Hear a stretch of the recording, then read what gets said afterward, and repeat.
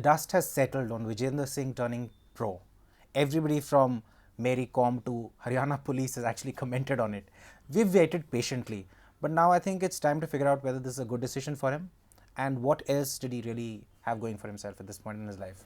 I thought you might say the dust has settled on his career, but no, I think I actually thought after 2008, when he won that the bronze, in the Beijing Olympics, that probably in a year or so, any smart boxer would have turned pro. Like Amir Khan did.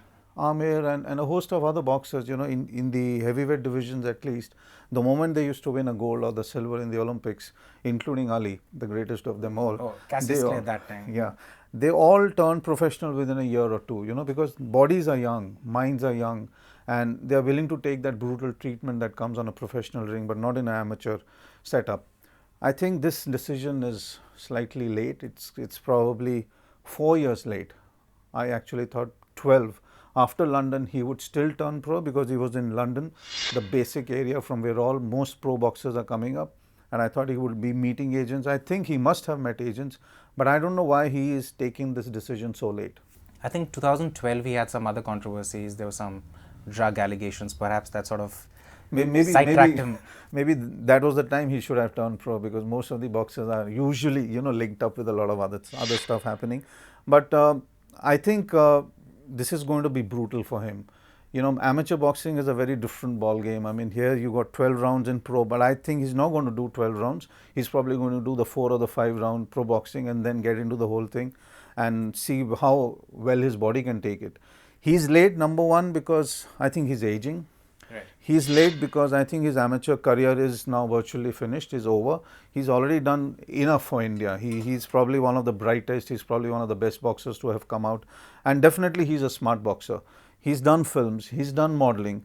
I think what he's trying to do here, what he's trying to achieve here. Trying to stay relevant? Yeah, I think he's trying to stay relevant here. With due respect to Vijender, I mean, every Indian should admire what he's done for boxing. But in trying to stay relevant, is he kind of finishing his career off in such a manner? It would be really sad if that happens actually to Vijender. What is the probability that he'll actually succeed at making a professional career out of his? I don't think so. I think 10% that he might succeed, because at this age, are you willing to get up early? Are you willing to do all of that again, which normally a 21, 22-year-old does? I think pro boxing is going to give him a different facet, definitely, if he wins. Because you remember one thing, the agent is important here. The bouts that he gets is important. They can't put him up against somebody who's superior, because he's going to get really battered and bruised and beaten out of the ring. I think the first 4 bouts, the first 5 bouts should be against inferior opposition, not because it's inferior, because he needs to acclimatize to the whole thing. Right. If he gets going, then I think he's got a good 1.5 years, 2 years max. I don't see him as a long-term prospect in pro boxing where he's going to become a Mavelin Hagler or, somebody like that, or a Amir Khan for that matter. I don't think he can ever achieve that. So let's hope that he becomes an Amir Khan and not ends up as a side hero. I hope so. I mean, he did one film which flopped. I hope his pro boxing doesn't flop, because we all have huge respect for him as a boxer. This decision could be late, but I just hope it's not that late that he gets battered and bruised out of the ring.